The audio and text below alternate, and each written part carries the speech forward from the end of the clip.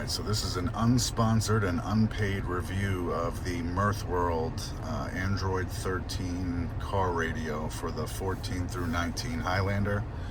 My trim is the 19 XLE V6 non-JBL version. I'm not really going to cover installation, but just, so you guys kind of have an idea of exactly what it takes to put this in. It's super easy. This trim panel pops off with a pry tool. This trim panel pulls off with a pry tool. These just pull right out, the two vents, and then there's two screws on each side of the factory radio. You remove the screws, the old radio comes out, unplugs the harness from the radio, take the new one here, plugs directly in. I mean, it's literally plug and play. You don't have to do anything else to get this thing working. You plug the power harness to this radio in, and in my case I plugged in the backup camera harness,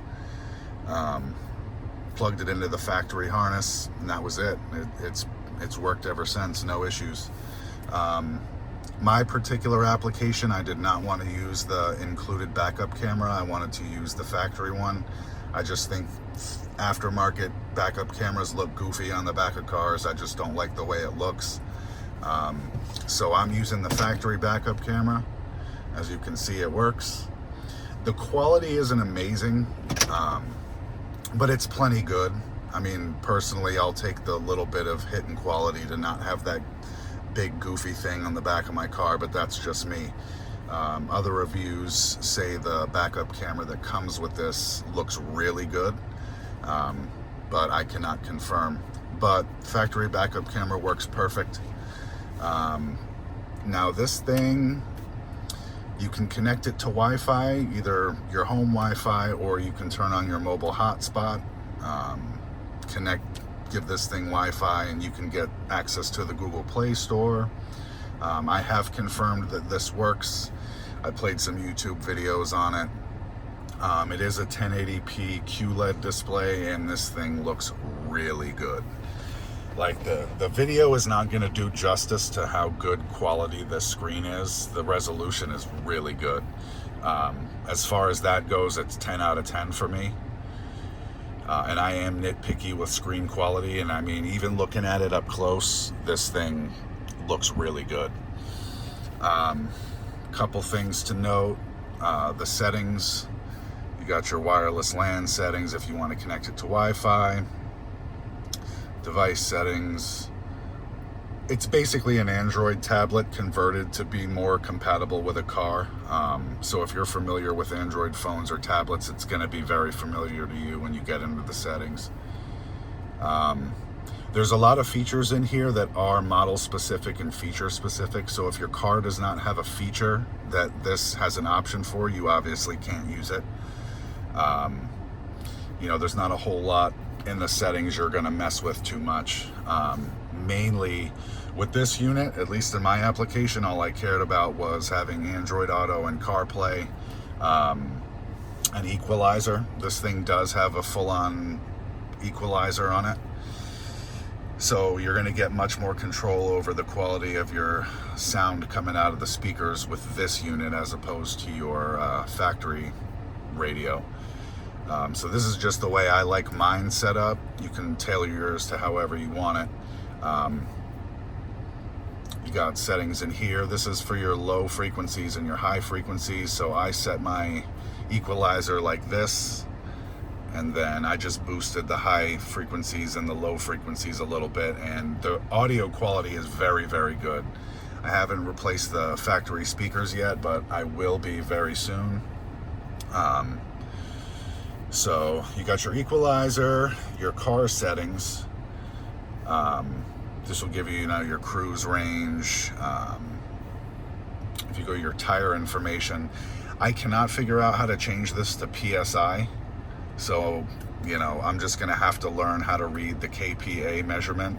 But it does read the tire pressure. As you can see, 250, 250, 250, and 270. So it is picking it up. Let's go to the home screen. If I open my door, it'll indicate that your door is open, and it works for all the doors, even the lift gate. Let's see what else in here. Let's see, you can connect to it just through Bluetooth if you want to just use the Bluetooth radio. If you want to change the icon of the car or the wallpaper of the car, you can go in and change it to whichever one of these pictures are preloaded. I opted to not do the USB storage. I just don't need it. I'm not going to use it. So I just chose the model closest to mine. Mine's silver. This looks good enough for me. But you can choose through any of these pictures that come. You can probably load your own too, but maybe one day I'll do that. I'm not really worried about it right now. But CarPlay, I've been using the last couple days. It works perfectly fine. And I really can't emphasize how damn big this screen is. I mean, the video is not going to do it justice. When you go from a factory head unit or even an aftermarket like Kenwood, JVC, or Sony, Alpine, this thing is huge. It's like having a 10-inch iPad or Android tablet in your in your car. It's kind of wild. It works really well. I haven't had any issues with it. Let's see. Oh, now it wants to give me issues. There we go.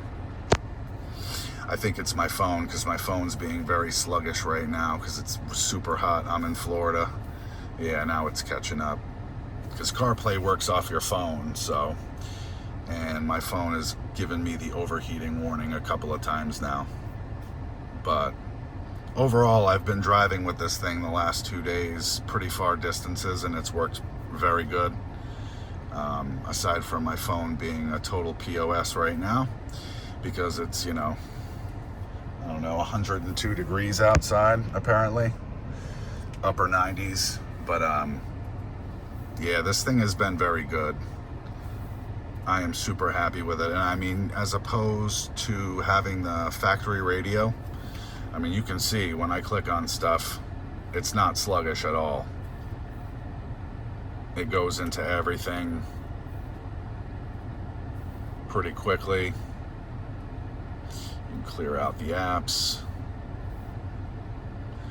But yeah, CarPlay relies heavily on the actual phone you're using. It's basically mirroring your phone to the head unit. So if your phone is giving you issues, it'll probably give you issues on the CarPlay as well, and vice versa. You'll have issues with your AndroidAuto working correctly if your Android phone is acting wild. But last 2 days, very, very happy with this thing. I would highly suggest, if you're looking for an easy plug and play option for your Highlander and you don't want to worry about, splicing in the harnesses to get the steering wheel controls to work, things like that, backup camera, this thing's been great. It's, the only weird little quirk that I have found with this thing, as you can see, the volume works perfect on the steering wheel. But for some reason, I haven't figured out how to remap the buttons yet, but instead of up changing to the next track, you have to hit down. But other than that, everything else has worked. The Siri works. I really only use volume up and down and next track anyways. I'm not really a Siri guy. But, I mean, as you can see, I'm clicking the volume. Works fine. Everything seems to work. But yeah, for the price point of this thing and the ease of installation and the quality of the screen, I mean, overall, this is very, very good buy. You can get the bigger one for, I think, $250. I think it's like an 11.5 inch screen, but I personally don't like it sticking above the trim. It just kind of looks goofy, and I'm a little bit picky. But by all means, you do you. But overall, I cannot vouch for how long this thing will last for. I've only had it in for 2 days, but the last 2 days of heavy usage have been very, very good. Aside from my phone giving me grief with CarPlay and overheating problems. But yeah, definitely recommend. Very, very happy with this thing. The only gripes I have about it really is you can't customize this home screen. You can customize the picture of the vehicle that you have, but you cannot customize the widgets. Like, you can't even change these 3 that I can figure out. This Bluetooth music is specifically for only connecting your phone directly to the Bluetooth. So as you can see, it's showing this artist and this song for Bluetooth music, but if I go back into CarPlay, you'll see it's different. Same artist, but different song.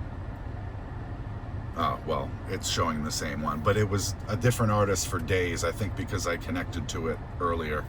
But these are completely separate. Bluetooth music is specifically for the music player for Bluetooth. It's a little weird to get used to. If you are the type of person that's only going to use CarPlay and you're not going to mess with any of this stuff, solid. I mean, it's great. If you like to tinker like me, you know, and mess around with the actual Android home screen, it leaves some things to be desired, but it's still pretty solid. I do not regret this purchase unless it dies out on me early. But yeah, man, definitely highly suggest. You have 30 days. If you install it, use it, don't like it, it's, you know, if you've got a little experience, 15-20 minutes to put this thing in and remove the old one. If you don't like it, 15-20 minutes, you pop the factory radio back in and go with something else. But yeah, definitely recommend, and I hope this helps you decide whether you want to buy this thing or not.